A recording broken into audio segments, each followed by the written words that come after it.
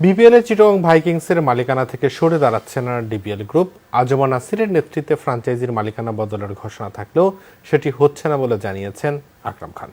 এদিকে একাদশে 4 না 5 জন বিদেশি খেলবেন সে বিষয়ে এখনো কোনো সিদ্ধান্ত হয়নি বলে জানিয়েছেন আকরাম।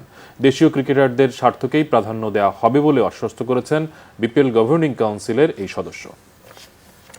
আগেরবার ইনশাল্লাহ আল্লাহ রাব্বুল আলামিন যদি হয়তো হায়াত রাখেন তাহলে এই চিটাগংয়ের নামে আমরা ধরেন টিমটা নেওয়ার চিন্তা ভাবনা আছে।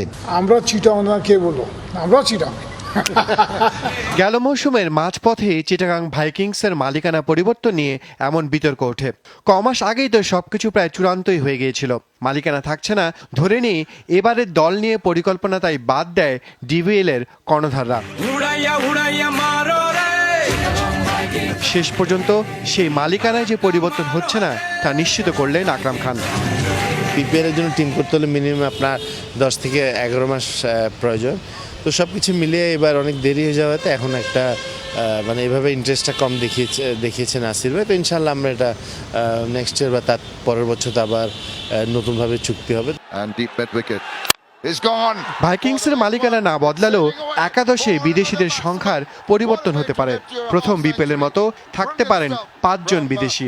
এতে দেশীয় ক্রিকেটারদের সুযোগ কমে যাবে কিনা সে নিয়ে থাকছে বিতর্ক।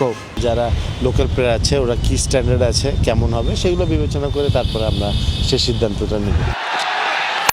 দিনে দিনে যখন দেশীয় ক্রিকেটারদের সংখ্যা বাড়ছে তখন শুধু টুর্নামেন্টের কথা বলে একাদশে বিদেশিদের সংখ্যা বাড়ানোর যৌক্তিকতা নিয়ে তাই তো প্রশ্ন থেকেই যাচ্ছে।